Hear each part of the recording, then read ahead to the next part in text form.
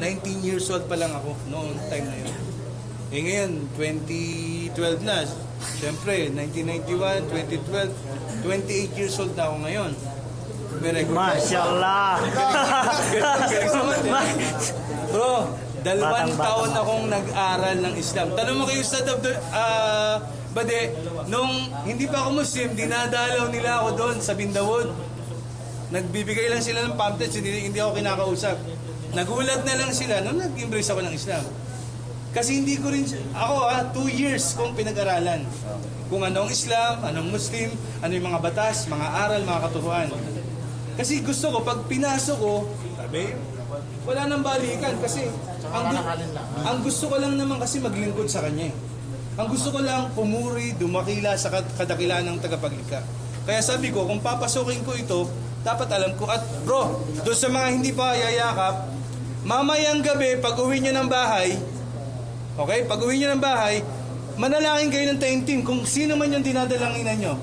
Manalangin kayo ng taimtim. Sabihin nyo, o Diyos ko, kung ang Islam ay ang tunay na reliyon, papasukin nyo po ako dyan. Kasi ang gusto ko lang naman, maglingkod sa'yo eh. Pero kung ang Islam ay kasinungalingan, kung ang Islam ay napakalayo sa katwiran at katotohanan, ilayo nyo po ako dyan. Ang gusto ko lang naman, maglingkod sa inyo. At siya mismo ang magbibigay ng kaliwanagan at ng gabay. Inshallah, hinihiling namin. Inshallah. Siya ang magbibigay ng gabay sa inyo. Hindi kami ginagamit lang, ginakasangkapan lang. Pero mamaya, pag-uwi nyo bago kayo matulog, hilingin nyo, Diyos ko, kung ang Islam tunay, papasukin mo ako dyan kasi ang gusto ko maglingkod lang sa'yo. Pero kung yan ay masama, yan ay mga suwail, kasinungalingan, malayo sa katwiran at katotohanan, ilayo nyo po ako dyan, huwag nyo akong papasukin. Kasi nagiging totoo ka sa Kanya eh. Sa Kanya ka na mismo humihingi eh. Kaya siya mismo ang magbibigay sa inyo na inshallah gabay. Sana kahit pa paano, meron kayong natutunan sa aming mga sinabi. Actually, lahat ng mga sinabi namin sa Kanya nang galing.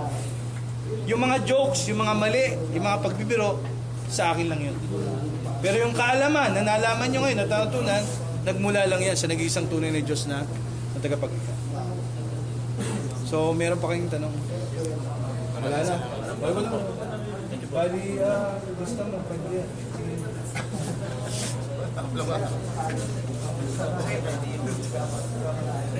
Mashallah. Ready na. Assalamualaikum.